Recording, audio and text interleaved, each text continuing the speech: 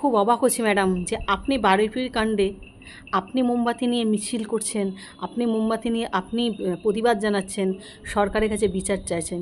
কিন্তু আপনি যদি একটু স্মৃতি রোমন্থন করেন 2011 থেকে 2025 পর্যন্ত এরকম কত ঘটনা ঘটে গেছে যেগুলো আপনার চোখ থাকতেও আপনি দেখতে পাননি, কান থাকতেও আপনি শুনতে পাননি, হৃদয় থাকতেও আপনি অনুভব করতে পারেননি যে সেই সময়কার অবস্থাগুলো। ভাবুন তো সেই কামদুনি মেয়েটার কথা, ভাবুন তো সেই কসবা, ভাবুন তো পার্ক স্ট্রিট, ভাবুন আরজিকর, আরও আছে যেগুলো গুণে বলে শেষ করা যাবে না। কিন্তু সেই সময় কিন্তু দাঁড়িয়ে সাধারণ মানুষ আপনার মুখের দিকে তাকিয়ে কিন্তু অনেক বিচার চেয়েছে। আপনি কিন্তু সেগুলো আপনার কান পর্যন্ত পৌঁছয়নি, চোখও অত দূর দেখতে পায়নি। সেই মানুষগুলোর হাহাকার, সেই মানুষগুলোর হতাশা, সেই পরিবারটার কান্না আপনার চোখ অবধিও পৌঁছায়নি, আপনার কান অবধিও আসেনি। সেই জন্য আপনি নীরব ছিলেন। উল্টে আপনি কি করতেন? উল্টে আপনি সেইগুলো থেকে গা বাঁচাতে আজকে দলের দোষ, কালকে মেয়েটার দোষ, নাহলে শরীর খারাপ, এরকম জ্বর জ্বালার মতো, এইগুলোও খুব একটা সাধারণ ঘটনা, নানা রকম অছিলায় আপনি শুধুমাত্র গা বাঁচিয়ে গেছেন।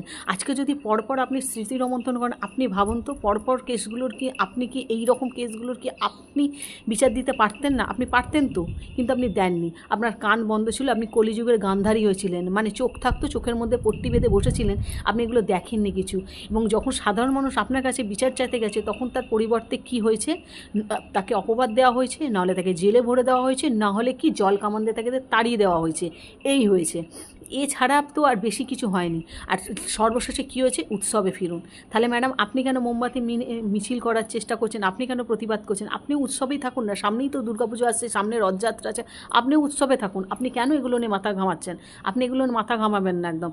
আপনি তখন সাধারণ মানুষকে মাথা ঘামাতে বারণ করেছিলেন, আজকে আপনি সাধারণ মানুষের পর্যায়ে, আজকে আমি একজন সাধারণ মানুষ, সেক্ষেত্রে আপনাকে বলছি আপনি উৎসবে ফিরুন। আপনি রথযাত্রায়, আপনি এত সুন্দর দীঘার মন্দির করেছেন, আপনি সেখানে যান, রথযাত্রা পালন করুন, এগুলো করলে আপনাকে মানাবে। আপনি কেন মোমবাতি নিয়ে শুধু শুধু মিছিলে বেরোচ্ছেন বা কেন প্রতিবাদ করছেন? তার জন্য সাধারণ মানুষ আমরা রয়েছি তো, আমরাই সবটা সামলে নেব।